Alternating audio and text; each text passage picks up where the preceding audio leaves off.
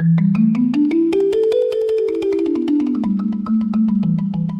faim cogne à la porte, les cœurs s'est fait dur. La misère divise, trace un mur autour. Mais dans la nuit noire, un seul feu peut durer.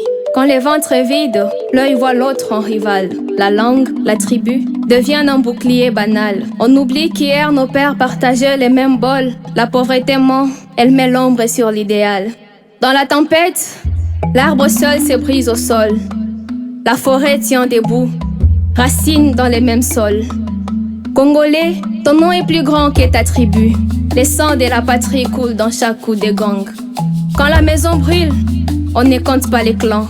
On se passe l'eau, on se donne la main en chantant. La survie n'a pas de couleur, pas de nom de clan. C'est l'union qui bâtit, c'est la division qui perdante. Alors dis-moi, frère, sœur, dans ces temps de douleur, voulons-nous être cendres éparses ou braises qui rallument les cœurs? Lève-toi, parle, agis, l'unité n'attend plus. La faim cogne à la porte et la voix se fait dure. La misère crie, elle fissure les murs. Elle entre sans frapper dans les gestes du quotidien et fait du voisin un doute, du frère un chemin lointain. Et quand les ventres se vident, la pensée se fragmente. Elle cherche une raison simple à la douleur persistante. Alors naît ce réflexe, presque une illusion tranquille. Ce n'est pas nous la cause de ces souffrances, mais l'autre qui nous engloutit. La langue devient frontière, la tribu devient abri, un refuge inventé pour survivre à la nuit. Mais dans cette nuit lourde, grossissent les différences et effacent lentement les anciennes cohabitations. On oublie les bols partagés, les rires sans question, les marchés où les noms ne faisaient pas division.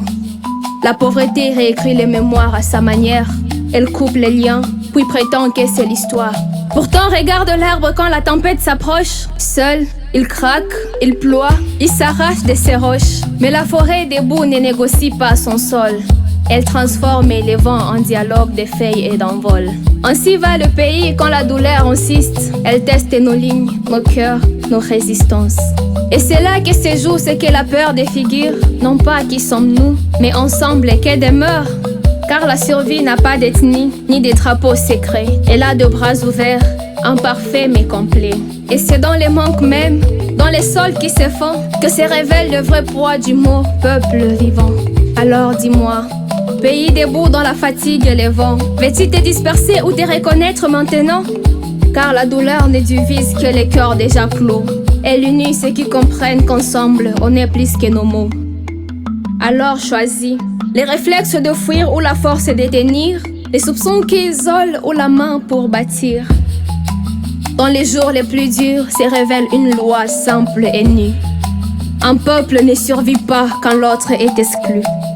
Et si demain vacille encore sous le poids des saisons, que notre réponse soit claire, plus forte que les divisions. Nous ne sommes pas des îles perdues dans la souffrance, mais une même terre debout, cherchant sa délivrance.